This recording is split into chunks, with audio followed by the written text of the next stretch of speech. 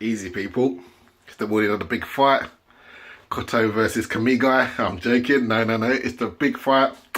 Mayweather McGregor. And that's why I just put some words to camera. Look,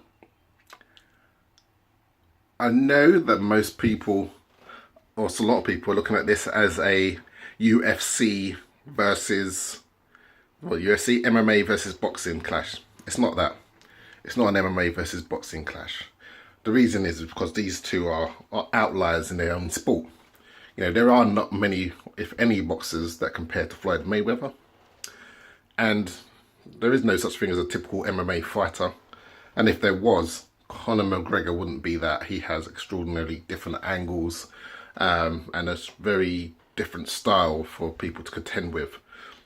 So this isn't MMA versus boxing in a strict sense between the two components, but I think one way in which the two sports do differ is in their philosophies and approaches to making weight. And again, these are probably two extreme examples of that. Mayweather doesn't cut weight. A lot of boxers do cut weight, but he doesn't often cut weight, well, not recently. And in this fight, he didn't cut weight. He came in way below the 153 weight limit. I think he weighed in at 149.5. And McGregor cuts a lot of weight, and it showed in the weigh-in. So yeah, he weighed in under the weight limit of 154. He weighed in at 153. But he looked gaunt. He looked very gaunt, but he always looks gaunt when he weighs in, particularly when he tries to make, or when he does make 145, he looks like he's on his deathbed. But as is typical with a lot of MMA fighters, he will rehydrate, and they'll get in there and they'll throw down, and it will look like, oh wow, these guys are going for it. Now, the thing that's always intrigues me is the degree to which, you know, if both fighters are cutting an extreme amount of weight, are they both offsetting each other in terms of the amount of strength that's lost?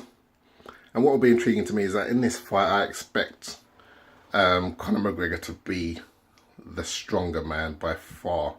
You know, and if they do clinch up, I expect him to be able to basically ragdoll Mayweather. If he's not able to do that, or if Mayweather looks as strong or stronger than McGregor, then fighters should really question the amount of weight they're cutting and the benefits that it's giving them. So I think the weight is intriguing, yeah, and I think that is the factor. That's the thing I'm going to be looking at, just in terms of a straight MMA and boxing comparison. As for the fight itself, for me, it's pretty clear how this should play out. I expect McGregor to be strong, hungry, and eager to get after Floyd in the early rounds. I expect it to be intelligent pressure. I don't expect it to be like a wild man pressure, but I expect him to make it a fight. I expect him to really put it on Floyd, and really show an aggressive stance and approach to the fight in the first few rounds. And if he gets the chance to tag him, to really go for it. That's what I expect from McGregor. I think Floyd, despite all the bravado, he might be intending to stand toe to toe, but I think when he's in the cold light of day in front of McGregor, and McGregor's eyes are wide and he's putting it on him, I think Floyd is going to lose his boxing skill to be very elusive in the first few rounds. And then I think for the first few rounds, it's a question of, can McGregor do what all the other boxers have failed to do? Can he rattle Floyd? Can he get to Floyd? But then I think McGregor will fade. I think he will fade. I don't think he will get to Floyd. I think he might catch him once or twice. If he rocks him, that's an achievement. But I don't think he'll get to Floyd. And I think that as the rounds go by, 4-5, he will fade.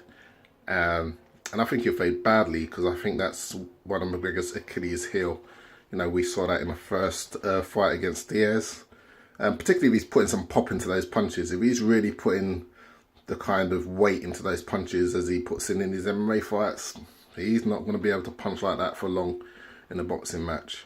And it gets to him, he fatigues, and I think he will fatigue in this fight. And Mayweather's the wrong fighter to be tired against, because he is spiteful.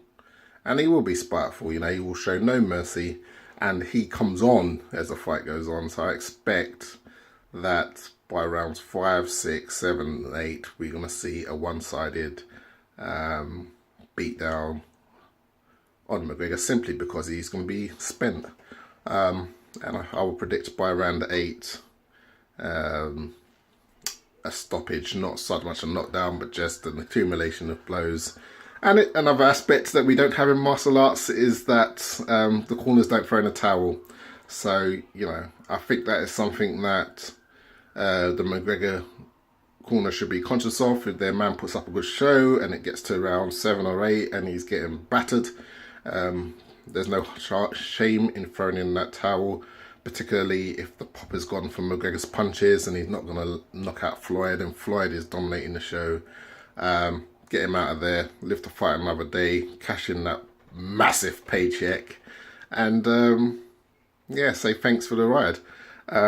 So yeah, I'm expecting Mayweather to win by stoppage in the 8th round. However, I'm expecting the early rounds to be a bit of a show in terms of McGregor being a younger, hungrier, stronger fighter, going after him, and maybe being able to pull off a shock or two. But yeah, I'm going with Mayweather by stoppage, round 8. Let's see if I'm right tomorrow.